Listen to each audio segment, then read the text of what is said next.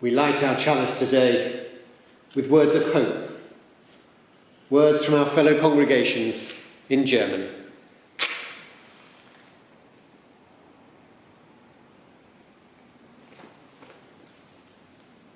Life, unfathomable plenty.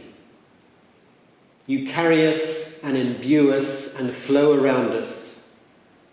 You call us like everything into being and give everyone our time, that we may make use of it to come to know, to encounter the real in light and in shadow, to take and accept life, and we are thankful.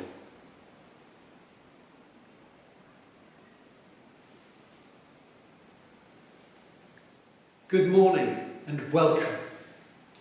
Our third Sunday from a closed meeting house. Normally many will travel here, taking a journey on a Sunday morning, but not today. A journey perhaps from bedroom to front room, but some of you maybe not even that. I'm fortunate. I have 30 steps from my kitchen to the pulpit. I don't even have to go outside. However, in some way we have all journeyed to be here today. Perhaps not physically, but in our hearts and in our minds. We've gathered here together in this meeting house, a central point within a web of our virtual journeys. Yet this is not really a destination. It's not a final stop. Instead, this is perhaps better described as a shelter on the path, a place to rest, to reflect on our journeys in life, our spiritual journeys, of course, but also our life journeys. It's here we take rest and we take nourishment, even if we're only here by some strange connection. We take stock, we check our direction and our fitness for the path ahead. Now today, as every day in fact, we are taking the next step into the unknown future. At this moment in time, of course, very much more unknown.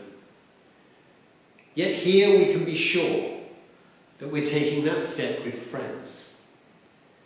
New friends we've yet to meet, or those not so new, who we know very well. Let us come together in a time of prayer.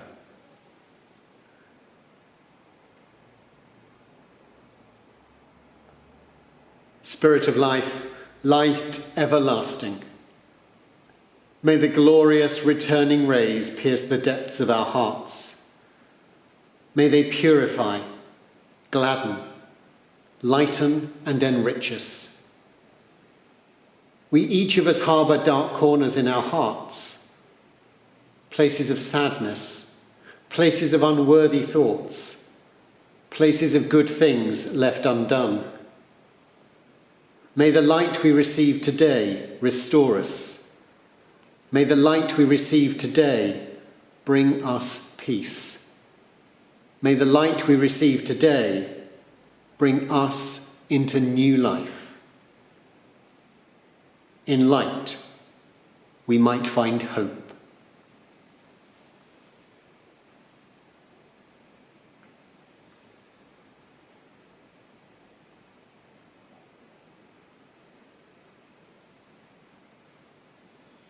Eternal Spirit, Mother, Father, ever present if only we have eyes to see. We stand in awe in the presence of the universe. In its proper time, may the mystery unfurl before us. Though fettered by our material desires, may the depths of the Spirit uphold and guide us. May the great gifts of the earth sustain us. May the universe forgive our faults and our follies, and may we in equal measure be forgiving. May we ever turn our eyes toward the light, to dispel the darkness which would engulf us. We give thanks for the bounty of the universe, which abounds with power and glory beyond our greatest imaginings.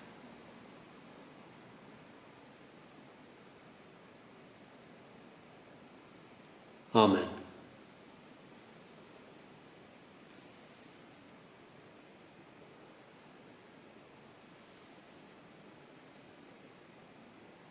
Let us listen now to Andrew Hill's hymn, "We are travellers on a journey."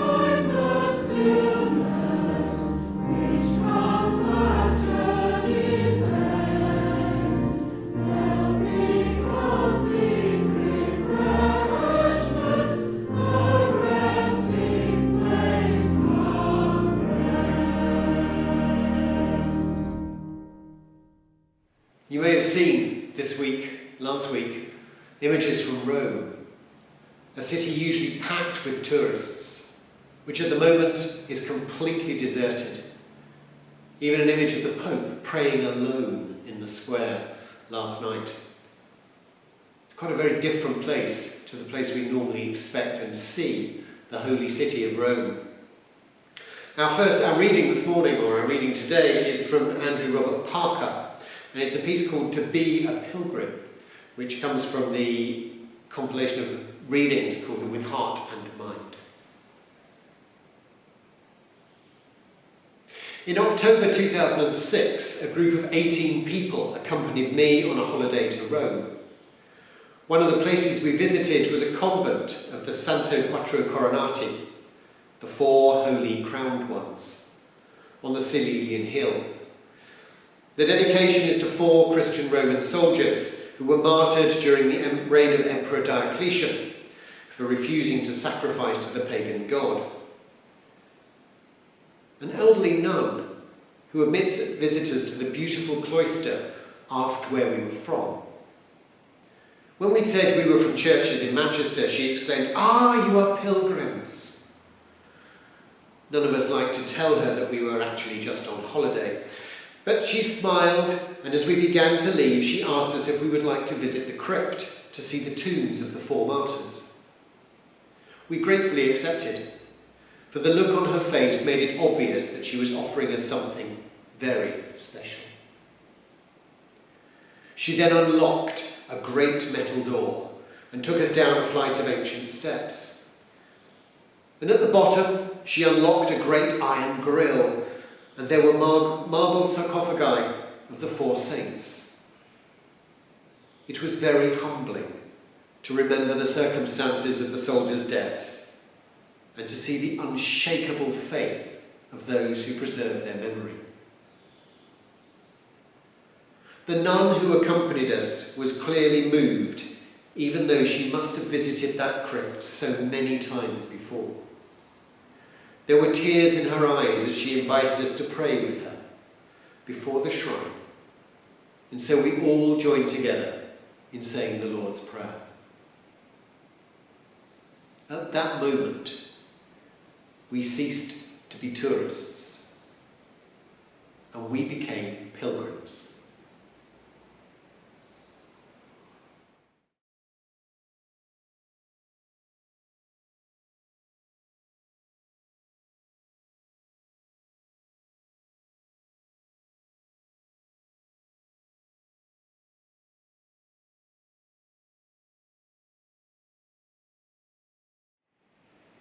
This Lent, I shall give up leaving the house unless absolutely necessary. Will avoid all journeys made for pleasure. In fact, I won't go out. Even more, for a top deck of the bus addict like myself, I won't use public transport unless a real dire emergency. It wouldn't happen, of course. That would be madness. Not going out, no public transport, not meeting friends. How ridiculous, far extreme for Lent. Except it wasn't. It isn't. We are on a lockdown, and this is only week 1.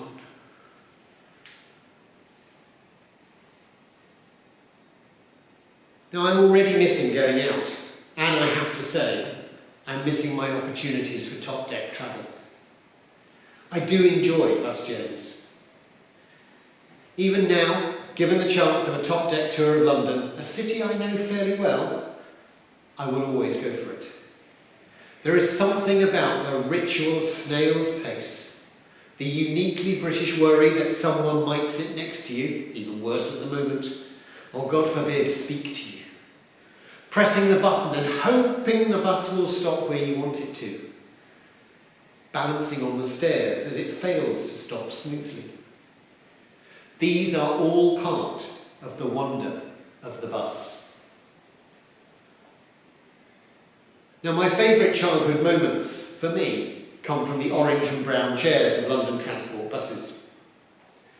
My grandmother, Nan, lived on the number 96 bus route, the route that in those days ran from Dartford to Woolwich.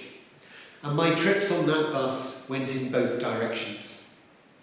For shopping, for days out, just to see friends, memories of that bus and every single point on its route remain firmly banked in my mind. It was a red double-decker. At one end of its route, in Dartford, we could wait outside the museum, at the row of bus stops. For a small boy with a nan who took delight in letting me do exciting things, this meant a trip to the museum itself was often on the cards. A small museum, one room really, and it stays in my head as a world of curiosity. It had a Roman sarcophagus with a real skeleton. It had Victorian thunder matches. It had a cash system that came from a closed shop on the high street that sent tins of cash on strings around the store.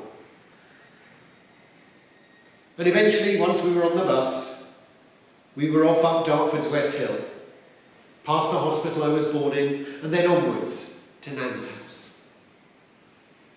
On other days, we'd start from Nan's house, and we'd go on towards London, to the Woolwich stop, and perhaps another bus to Greenwich, to the Maritime Museum to buy postcards of clocks. I have no idea why we used to do that. But it was days out with my grandparents. It was a trip to the circus. It was meeting Nan's friends in the bus queue, meeting relatives in the bus queue, eating pink teddy bear meringues from the baker's before we got home.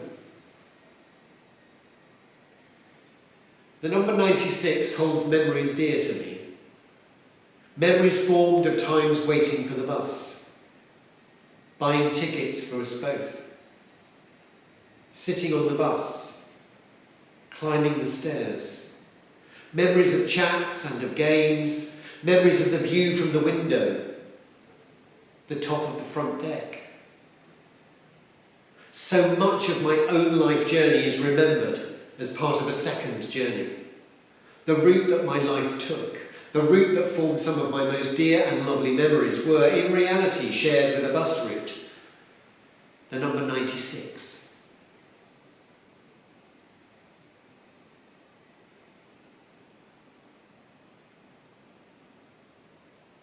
Now I know I'm not alone. Many memories are held in the frame of a journey. Car rides, trains, holidays, with families, with friends, on our own. First trips to university, trips to a new home, trips to see loved ones, trips to say goodbye. And most of our clear journeys are linked in some way to a physical journey. The journey of life, unsurprisingly, is often linked to a journey in life.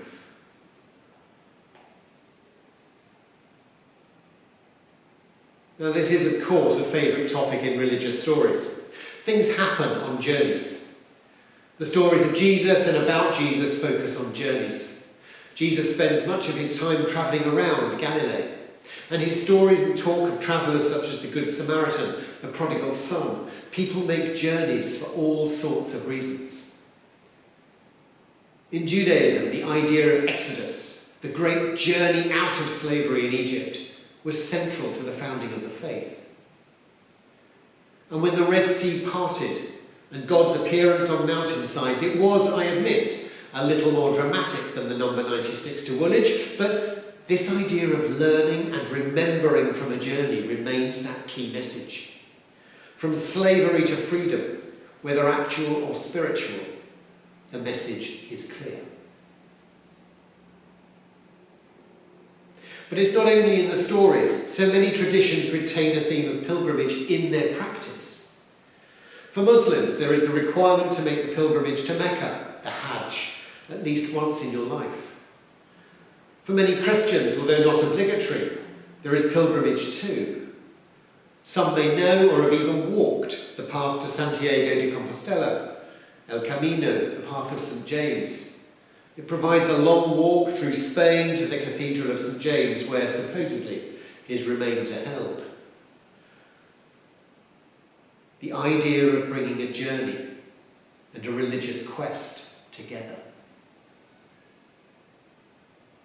There are many reasons individuals might look to take part in a pilgrimage, and one of the most common is to use the time and the repetitive nature of the walk as a meditation. The physical becomes second to the virtual, to the spiritual. It's a journey of the mind, the soul, the senses that become primary. Our spiritual journeys, our journey with our God, or as one, or of the all that is.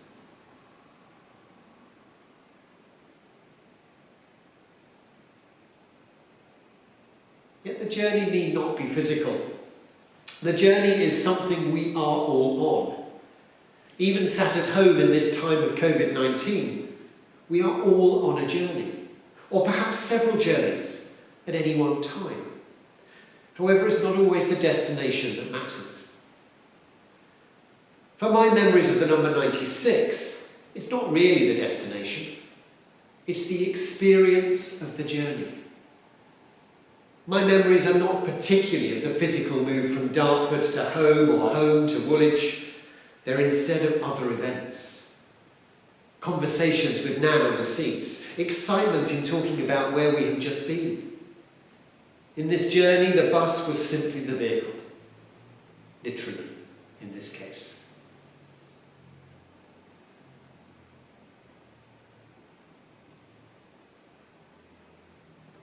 My trips with my grandmother were part of my own life journey.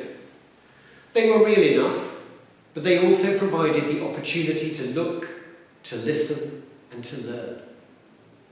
For me, those trips very clearly shaped the person I became.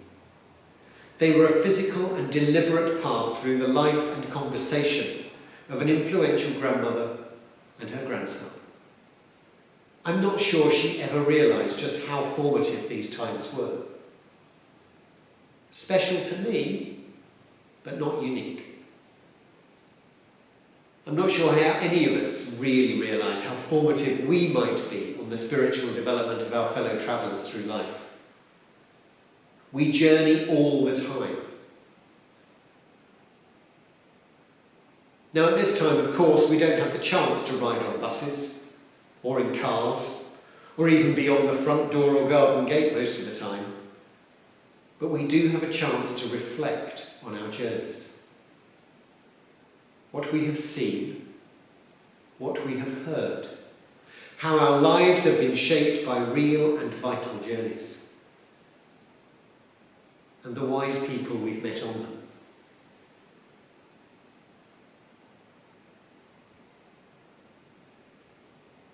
And what I'm going to ask us to do now, as we come to the end of this piece, is I'm going to ask you all to stop once more. Let's call it a bus stop.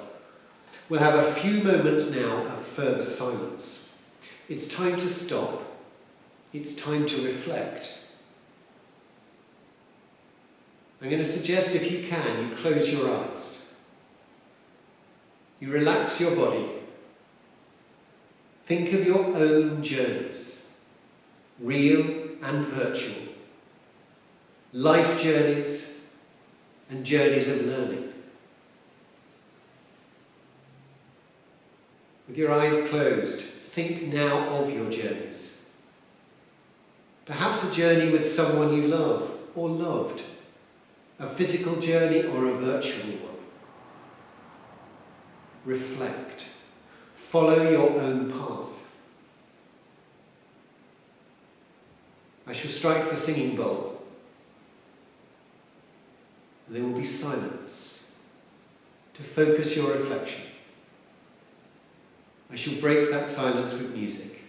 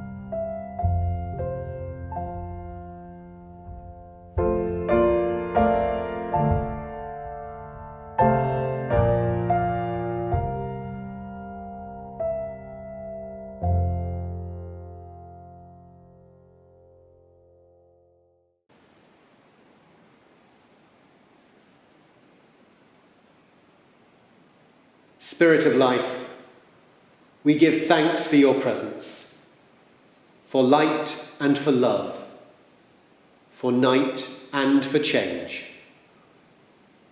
Our worship is over, but our service continues. May there be peace amongst us all, now and forever.